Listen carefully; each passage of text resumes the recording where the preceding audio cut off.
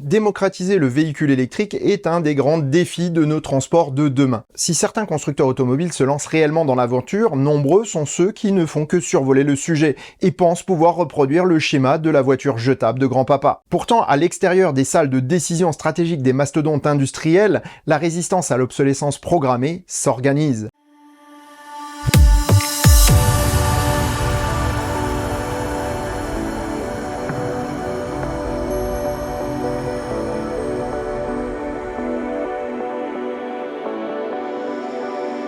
Si ça te plaît, mets un pouce vers le haut et commente. Si ça te plaît beaucoup, abonne-toi. Et si ça te plaît vraiment beaucoup, dis-le partout.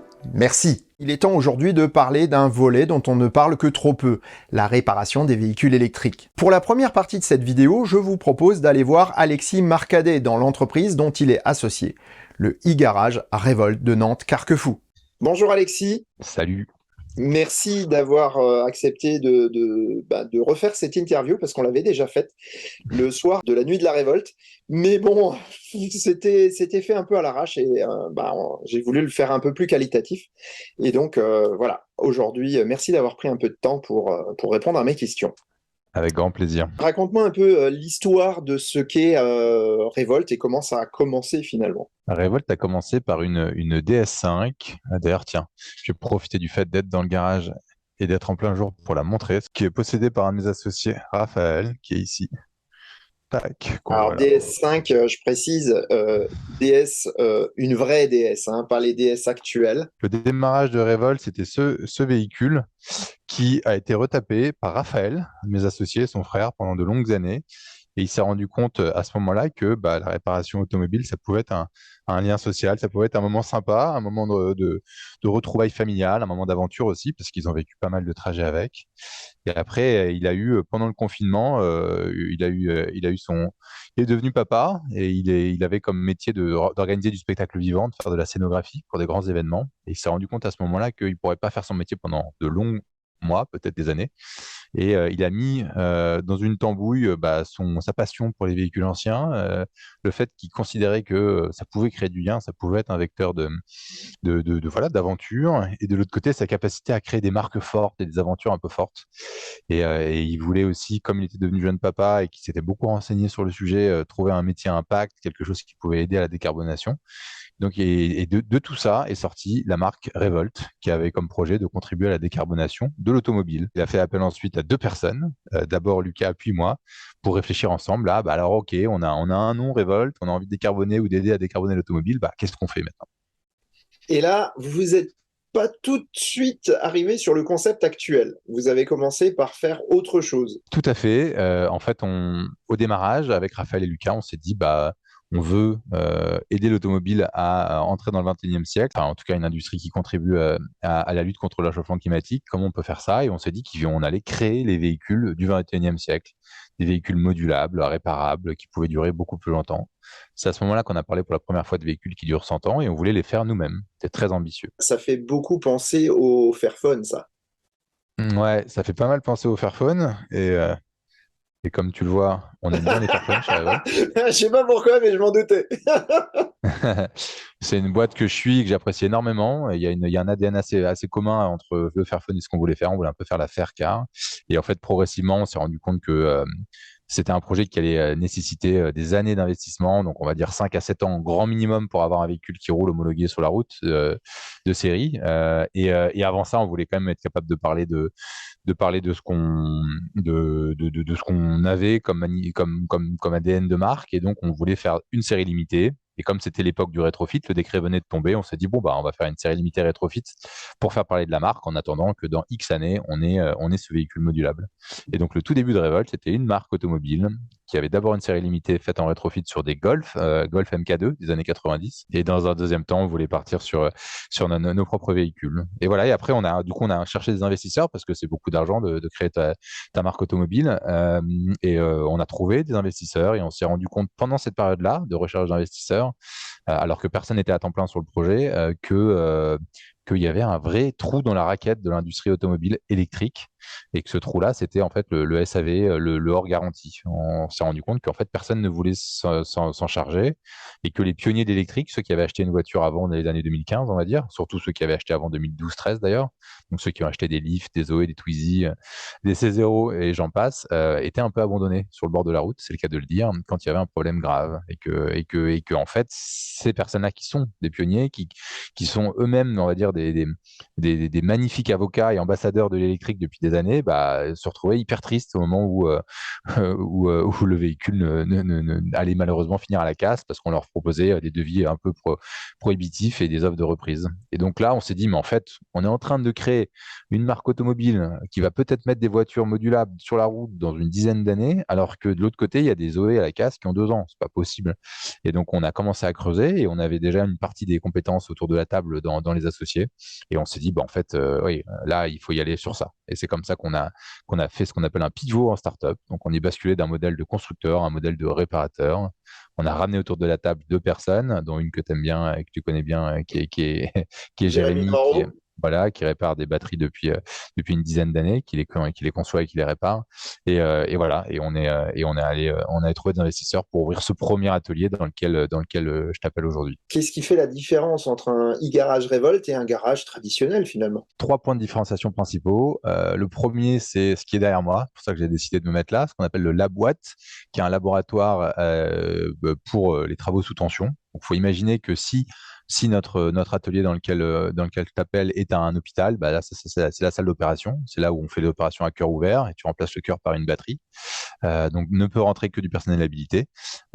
Ensuite, la deuxième grosse différence, c'est l'espace qu'il y a. Le garage est assez aéré parce qu'en fait, on a besoin de pouvoir consigner des véhicules. Consigner une voiture, c'est mettre un barriérage autour de la voiture quand il y a un risque électrique. Et donc pour ça, on a mis carrément des zones jaunes sur le sol et on a aussi du coup la possibilité, dans certains cas de figure, de garder une voiture comme ça plusieurs heures, voire plusieurs jours en consignation en fonction des pannes. Donc ça nécessite en fait toute une logistique interne à l'atelier qui est assez différente d'un garage thermique. Et la troisième différence, c'est ce qu'on appelle le Club Revolt, qui est un lieu qui est juste derrière. C'est l'espace d'accueil et l'espace de cowork et l'espace de présentation des partenaires de Revolt, qui ressemble pas du tout à un garage classique, puisqu'on s'est meublé avec Emmaüs, puisqu'on met en avant dedans des partenaires qui ont intégré ou vont intégrer l'association le Club Revolt, qu'on a créé juste avant la nuit de la révolte. Et le but de cette association, le but de ce lieu, c'est de parler de pérennité programmée.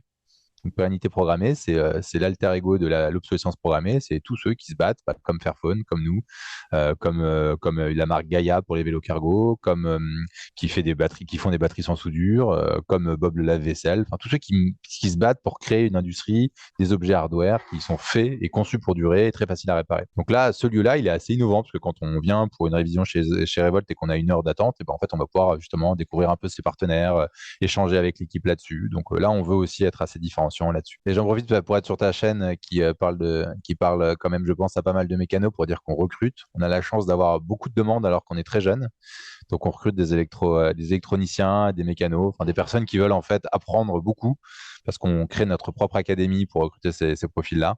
Donc voilà, donc si parmi ceux qui regardent ces vidéos, il y en a qui se disent bah tiens, après tout, c'est quand même l'avenir l'électrique, pourquoi pas y aller, n'hésitez pas, venez nous voir, contactez-nous, on recrute à Nantes et éventuellement même ailleurs. Voilà, donc on serait ravis, vraiment ravis s'il y avait des gens de ta communauté qui nous rejoignaient. Et puis un grand merci pour toi d'être venu à la nuit de la révolte et de parler un peu de nous. C'est fabuleux pour un projet aussi jeune d'avoir déjà de l'attention. Les bonnes idées n'attendent pas la valeur des années. Merci Alexis. Allez, à bientôt.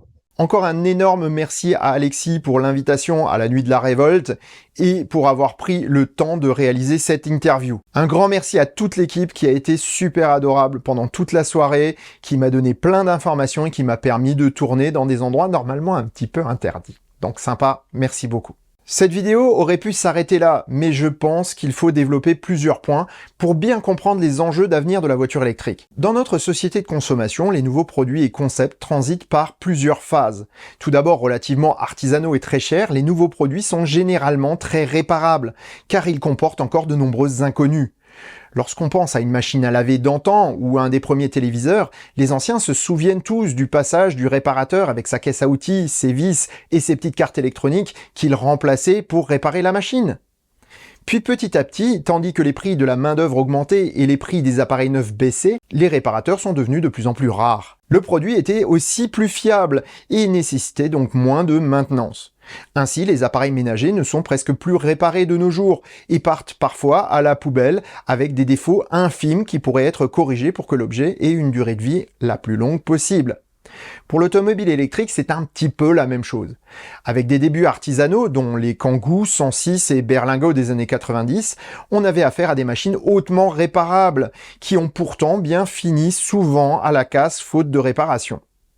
Enfin, pas que pour cette raison, mais on en parle un petit peu plus loin. Je vous invite à aller voir l'interview que j'avais faite avec Jérôme et son Kangoo électrique de 20 ans, que je vous mets dans les fiches et en description. Son témoignage illustre parfaitement la décision des constructeurs traditionnels de ne pas s'impliquer dans la réparation à long terme de leurs produits. Pourtant, ces premières autos ne sont finalement que des autos thermiques qui ont un moteur électrique à la place du moteur thermique et une batterie en guise de réservoir. On ne parle pas ici d'électricité à une tension de 12 volts qui, à part vous griller un peu les poils ou faire quelques étincelles, n'est pas bien dangereuse. On parle ici parfois de plusieurs centaines de volts avec des intensités énormes et donc des dangers tout aussi conséquents. Pourtant, remplacer un moteur électrique est tout à fait facile. Il suffit de couper le courant. Pour la batterie, c'est un peu plus compliqué, mais tant qu'on ne l'ouvre pas, c'est relativement simple et sécurisé tout de même. C'est à la portée de quasiment tous les mécaniciens qui ont été formés pour ça. Finalement, une vieille auto électrique pourrait rouler éternellement si on avait les pièces détachées. Oui, mais c'est aussi le cas des voitures thermiques. Ce qui arrête bien souvent de réparer une voiture, c'est le coût exorbitant des réparations. Pour une auto thermique, si les pièces mécaniques sont bien souvent assez abordables, la main-d'œuvre nécessaire à la réparation est souvent énorme. Pour l'électrique, c'est plutôt l'inverse. Remplacer une batterie est cher, mais assez facile finalement. Encore faut-il en avoir une. Et là, on entre dans un sujet totalement différent, la disponibilité des pièces détachées. Les autos thermiques évoluent de plus en plus lentement, voire plus du tout. Les constructeurs modifient pourtant régulièrement leurs pièces pour des raisons diverses, mais ne font aucun effort pour assurer la rétrocompatibilité de ces nouvelles pièces. Cela leur fait vendre des voitures puisque les anciennes deviennent obsolètes, faute de pièces neuves. Tesla a raisonné autrement avec les modèles S et X. Un maximum de pièces reste compatible entre les générations de voitures et permettent de s'assurer de la pérennité de ces autos. Ça, c'est pour la partie châssis, la partie automobile. Pour la partie électrique, en revanche, le plus gros problème vient des batteries. Chez Tesla, la construction des batteries a évolué drastiquement d'une construction en module remplaçable et parfois réparable vers une construction monobloc non réparable. Le constructeur compte sur un nombre plus faible de cellules, de pièces annexes et de processus de production afin d'assurer une meilleure fiabilité des packs et donc une meilleure durée de vie. D'ailleurs, cela se vérifie puisque la majorité des packs ayant subi des défauts chez Tesla ne l'ont pas été à cause des cellules, mais simplement à cause d'une soudure ou d'une carte électronique. On verra bien ce que cela donnera comme résultat dans le futur. D'autres par contre ont des batteries plus démontables, mais les ouvrir est dangereux et demande à coup sûr de grandes compétences. Remplacer un BMS ou refaire des soudures, voire remplacer des éléments est tout à fait possible, mais pas à la portée de tout le monde. D'où le laboratoire de révolte. Les formats de cellules sont assez standards et les réparations devraient être la norme, car trop souvent, c'est un composant électronique isolé ou une simple soudure qui envoie la voiture à la casse, voire une seule cellule parmi des centaines. Il reste pourtant un dernier cas de mise à la casse qui doit pourtant nous interpeller, la destruction de voitures parfaitement fonctionnelles, pour la simple raison qu'elles ne sont plus au goût du jour. Si nos décharges sont pleines de téléviseurs, de téléphones et d'ordinateurs pour cette raison, les casses auto commencent à découvrir ce phénomène avec la voiture électrique. Les anciennes 106, Saxo, Berlingo ou Kangoo côtoient les Blue Car et autres Leaf 24 ou Zoé 22. Toutes ont bien souvent une seule et unique raison de leur présence en ces lieux, la batterie. Soit elles ont une technologie trop ancienne pour offrir une autonomie correcte en corrélation avec les usages, soit elles sont trop usées pour permettre de subvenir aux besoins de leurs propriétaires. Elles finissent au recyclage alors qu'elles pourraient durer bien plus longtemps. Une des solutions serait de leur offrir une seconde vie avec une batterie plus moderne qui boosterait l'autonomie. Techniquement, il n'y a aucun frein à remplacer la batterie cadmium-nickel d'une 106 électrique par une lithium-ion bien plus énergétique pour le même poids. De la même manière, retirer la batterie lithium hybride polymère calamiteuse des Blue Car et autres Citroën Imeari, leur greffer un pack lithium fer phosphate de même capacité serait extrêmement judicieux. Et en plus, ce serait relativement aisé d'un point de vue technique. Les vieilles Zoé et Leaf pourraient de manière identique bénéficier des dernières batteries présentes sur ces modèles. Et Renault l'a même expérimenté en son temps, avant de l'abandonner. Le problème de tout cela, eh bien ce que je viens de vous décrire n'est pas légal. Aussi idiot que cela puisse paraître d'un point de vue technique et écologique, cette interdiction perdure car les constructeurs traditionnels veulent conserver l'attractivité des nouveaux modèles, en interdisant la modernisation des anciens. Pour parvenir à ce résultat, ils font pression sur le législateur et gardent secrètes certaines données techniques pour bloquer le rétrofit.